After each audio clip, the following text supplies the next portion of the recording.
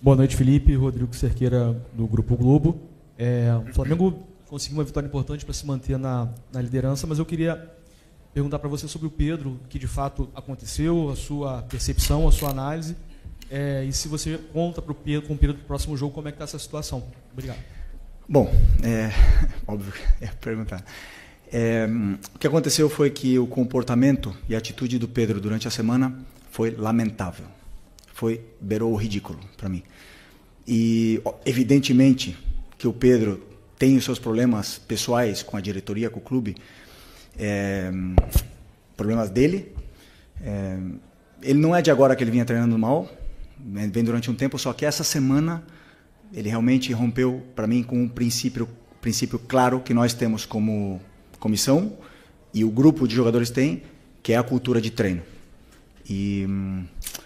E para mim, o que ele fez foi uma falta de respeito, a atitude dele nos treinamentos.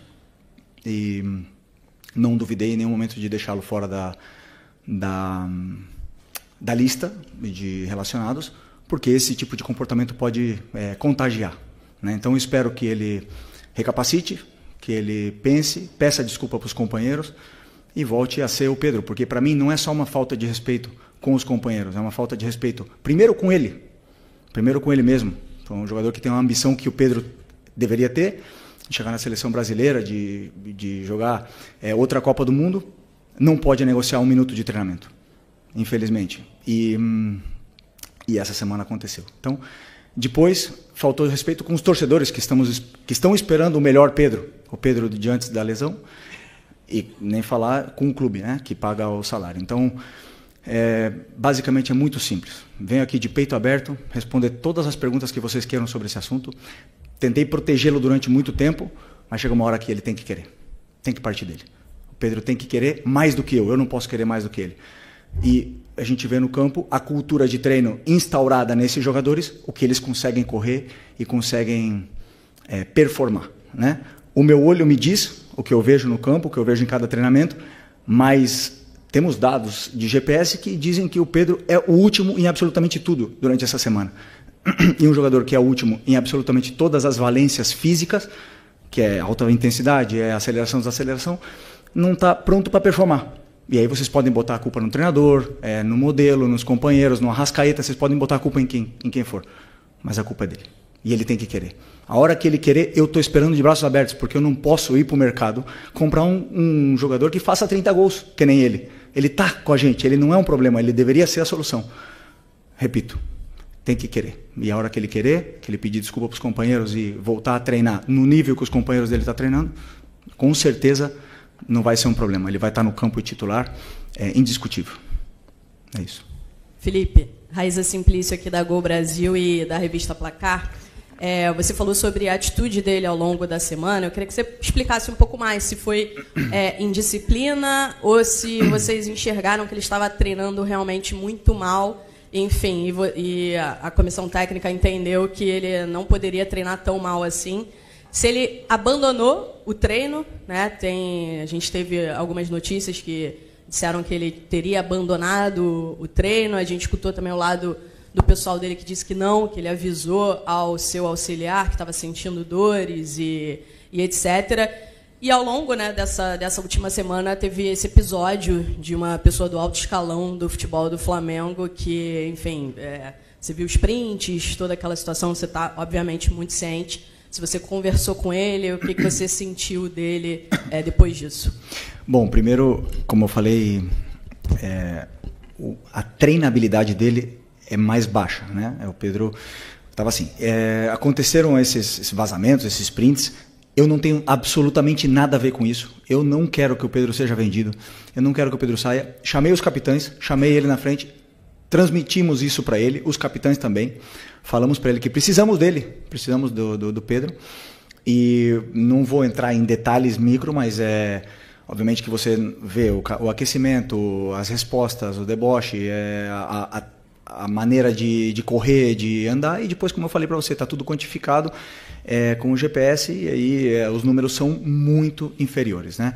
Como você falou, um episódio de abandonar, como nós temos mais do que 20 jogadores, alguns jogadores ficam fora, de algumas atividades. Por exemplo, se eu fizer um treino específico de 10 contra 10 e nós temos 23, 24, são 4 jogadores que têm que fazer algum treino alternativo, um complemento, alguma coisa, né? Então, no caso dele, também por estar muito abaixo, eu teria que complementar, e ele saiu e alegou realmente que estava com problemas, na qual também é ruim do mesmo jeito, né? Mesmo se fosse não foi indisciplina, porque ele avisou, como você falou, mas como eu falei, números muito, muito, muito, muito abaixo dos outros e não consegue acabar o treino. Então, tudo isso aí leva com que o Pedro não se coloca na convocação, não se coloca nessa lista e não se coloca à disposição de competir por uma vaga no time.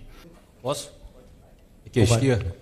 Felipe, eu só queria voltar ainda no tema do Pedro. A gente não teve a oportunidade de ouvi-lo, mas você, como representante e líder dessa equipe, queria entender o porquê desse comportamento dele. Não é a primeira vez que a gente sabe que o Pedro tem algum tipo de problema dentro do elenco, né? Em 2023 teve aquele lamentável episódio envolvendo também o preparador do Sampaoli. Mas o porquê desse comportamento dele? Talvez na cabeça dele ele conseguiria ser titular incontestável só pelo nome nessa volta depois de uma lesão.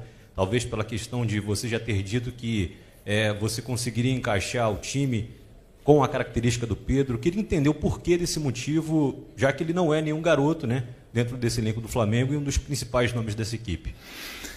Bom, essa é uma pergunta muito pessoal para ele, né? Por que um profissional que o trabalho dele, e ele é bem pago para isso, é trabalhar e treinar de uma forma profissional, o melhor possível, negocia.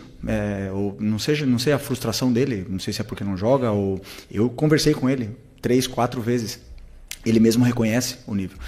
Aí você pode falar que eu falei do modelo, mas ele jogou 2 jogos titular do Mundial de Clubes, e o Bruno Henrique não jogou, e o Wallacian e o Juninho não jogaram. Por que o Pedro jogou? Porque eu estou tentando recuperar o Pedro. Nós todos esperamos o Pedro, quando a gente vê o Pedro no campo, esperamos o Pedro antes da lesão.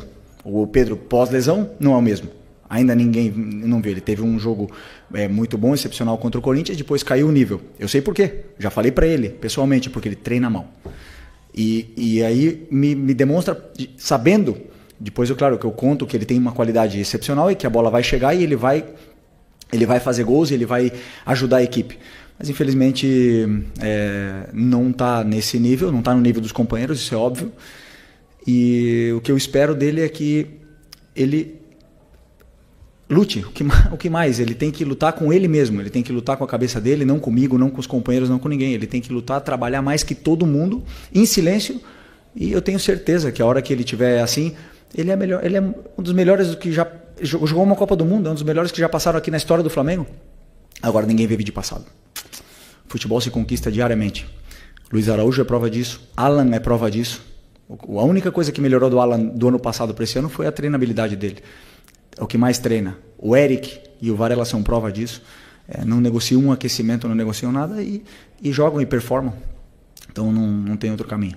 Por mais que eu aqui ande dando voltas e falar de modelo e tal, ele tem que querer. E a hora que ele quiser, meu amigo, ninguém para, mas ele tem que querer. Felipe, aqui, sua esquerda. Tudo bem? Pedro Torre, ESPN. Boa noite.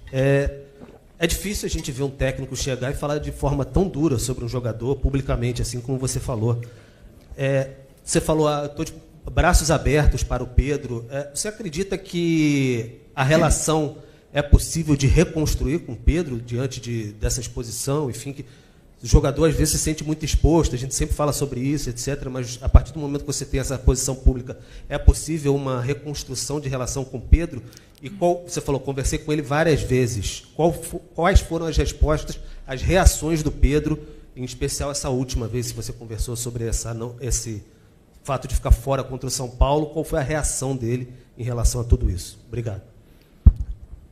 E a exposição do treinador? Quem pensa nisso? Né? Muitas vezes, quando a gente passa o time titular, ninguém entende e todo mundo porrada no treinador. E ninguém se preocupa pela exposição do treinador. Né? Mas chega um ponto, como eu falei, defendi durante muito tempo. Claro que dá. Eu não quero que ele saia. Falei para ele fazem 6 dias, não quero que ele saia. Quero que ele se dedique, que corra, que o treino gere essa adaptação nele para ele poder fazer o que todos os companheiros fazem, correr no campo. A hora que ele correr e segurar a bola e sustentar os duelos com os zagueiros que não está fazendo, a hora que ele fizer isso aí, ele vai jogar. Ele vai jogar. Não precisa me dar abraço, não precisa me dar a mão, não precisa me dar bom dia, não precisa nada. Ele precisa ser profissional, ir lá e resolver no campo. Mais nada.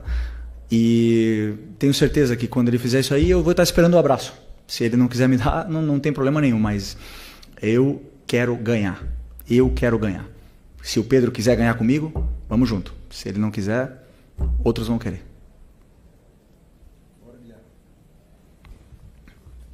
Pode ir? Aqui. Boa noite, Felipe Isabelle Costa, Canal Gold.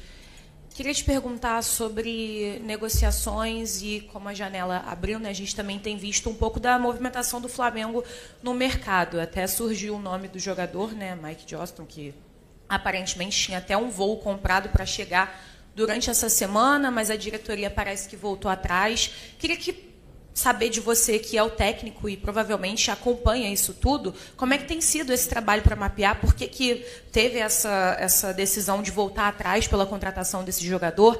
Além de contratações para chegadas, também tem notícias sobre saídas, como o Matheus Gonçalves. Tem alguma decisão tomada sobre o Matheus? Você conta com o Matheus no time? E também queria entender o que rolou com o Mike, que voltou atrás, né? Obrigada. Desculpa, essa pergunta é uma pergunta para o Boto, né? Eu sei não, sim, eu passei para o clube o que eu acho que a equipe precisa, o elenco precisa, as posições que a gente precisa reforçar, as características dos jogadores que eu gostaria que chegassem.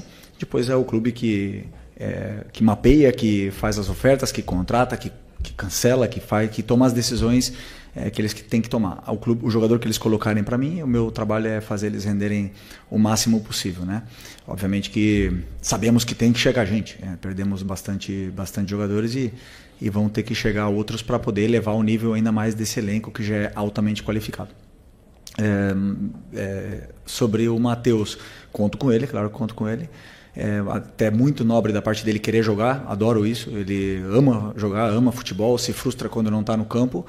E até agora, claro, a posição dele, a concorrência com a posição dele é muito alta. Era o jogador titular da seleção brasileira, que acabou de sair. Agora tem o Luiz Araújo, tem o Plata que joga com ele, nessa posição. E competir posição com esses jogadores. E, aliás, o Gerson era capitão da equipe, então não é fácil. E teve menos minutos. Então é muito admirável e louvável a humildade dele de querer descer para o sub-20 para poder ter minutos, e aonde eu gosto muito. Claro, me passaram os vídeos, as imagens, a gente olhei, falei, ok, com as características que eu quero, e aprovei, claro. Felipe, aqui tudo bem? Boa noite, Cidão Marina Litoral News. Eu lembro que você deu uma declaração quando o Pedro estava voltando, que ele primeiro teria uma alta médica e depois alta futebolística. Queria te perguntar se em algum momento você viu essa alta futebolística, desde o momento que ele voltou até agora. E, em cima disso, a gente via nas suas falas dos jogadores que o Pedro se dedicou muito durante o período lesionado. Você acredita que esse pode ser o tom da sua conversa com ele, para ele voltar ao potencial que ele tem? Desculpa, repete a segunda parte. Qual é a pergunta em concreto? Eu quero saber, com base naquilo que você falou, do Pedro ter uma alta médica e depois alta futebolística, se já aconteceu na sua visão, em algum momento. E também a questão dessa volta do Pedro, porque quando ele estava lesionado, você falava muito que ele era um dos que mais se dedicava, e a recuperação até foi rápida por conta disso. E isso pode ser algo que você possa lembrar para ele voltar a performar em grande campo? Isso me surpreende, porque é um jogador que se esforça tanto, né, para superar uma lesão tão grave. O que eu espero é que ele se dedique ainda mais para superar e ganhar ritmo durante os treinamentos, né? Se vocês podem ver bem comigo, assim, não consigo ser justo com todo mundo, não consigo. Tem alguns jogadores que não, mas grande maioria dos jogadores que falaram no campo ganharam a vaga. Então quem está melhor normalmente comigo acabou jogando.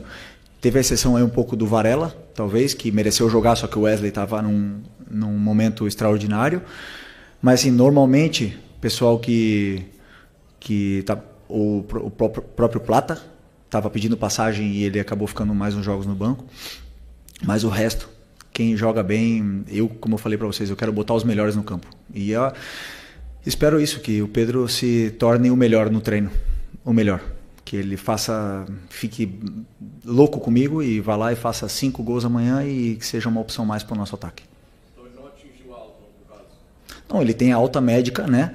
Só que a alta competitiva é uma coisa que não é mensurável, uma coisa que a gente entende que quando a gente compara, né, e a gente espera o Pedro antes da lesão, e você vê depois da lesão, ainda está longe. Então, para mim, a alta competitiva você vê quando o jogador começa a se assemelhar com o que ele era antes, né? Então, é um pouco isso. A alta médica é a única que avala o jogador para poder voltar.